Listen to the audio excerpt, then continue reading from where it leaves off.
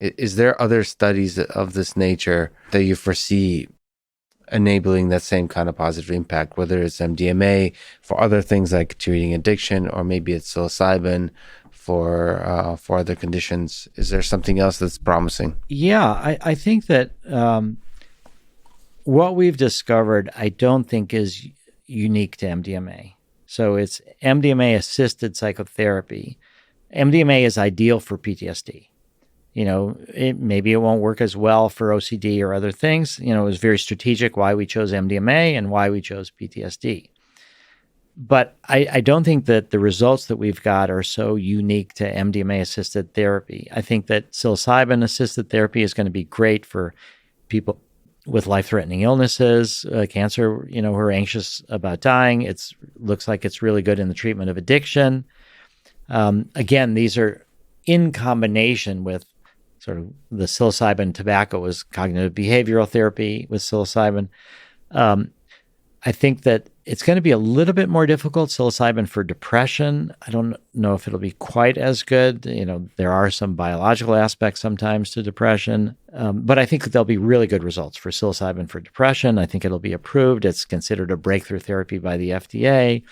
Ibogaine is phenomenal for opiate addiction, helping people go through the withdrawal and then giving them this chance to deal with the material that they've that drives them for addiction. There was Ben Sessa, Dr. Ben Sessa in England did MDMA for alcohol use disorder.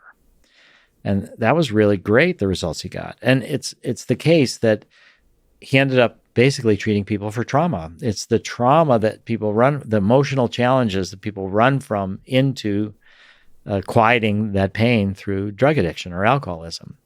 So trauma is behind a lot of addiction. I think that we are going to see a revolution in psychiatry, and that there will be a lot of conditions that have left a lot of people still suffering, that psychedelic-assisted therapy, different psychedelics, different approaches, but I think that we will see a lot of hope for psychiatry and psychotherapy, and that psychedelics will be a big part of changing the practice of psychiatry and psychotherapy.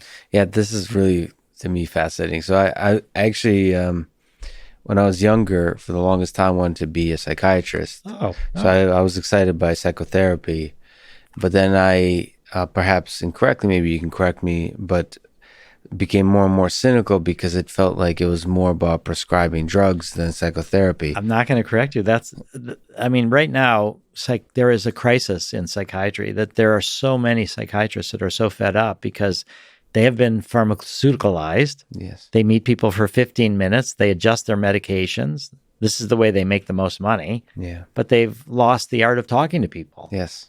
And that's why we see that so many young psychiatric residents are so thrilled by psychedelics, that they really want to get back to treating people as individuals, not just a bunch of chemicals. Yeah, that's truly fascinating. Because the reason it was appealing to me, it was a way to study the human mind and to see ways through talking that you can make people feel better, make people better, make people suffer less.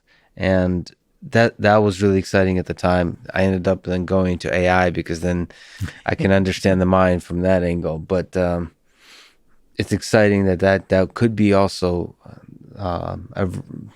revolutionize the field of psychotherapy, take it from its back to its origins, to where a psychiatrist would be a scholar of the mind. Yeah, well, Freud talked about dreams as the royal road to the unconscious. And there was a lot of, you really spent a lot of time with people. Now, right before he died, in his last book, Freud wrote something, and again, this will be a rough paraphrase, but he said that in the future, we may learn about the energies of the brain, and there'll be ways with chemicals to influence that will help the therapeutic process. Yeah. So you could say he was ahead of his time. Yeah.